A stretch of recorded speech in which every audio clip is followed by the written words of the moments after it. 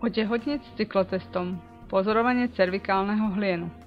Konzistencia cervikálneho hlienu je jedným zo znakov plodnosti, ktorý používame pri symptotermálnej metóde. Konzistencia cervikálneho hlienu sa v priebehu menštruačného cyklu mení. V čase okolo ovulácie je cervikálny hlien vysoko vodnatý a ťahavý. To umožňuje spermiám rýchlejší a jednoduchší prístup k vajíčku. V nízkoplodných dňoch je však štruktúra kašovitá, počas neplodných dní je tvrdá a tvorí ako keby zátku v prednej časti maternice. Pretože každá žena má svoj individuálny cyklus, na pozorovanie cervikálneho hlienu je potrebná skúsenosť a určitý čas, kým sa naučíte efektívne odsledovať výsledok.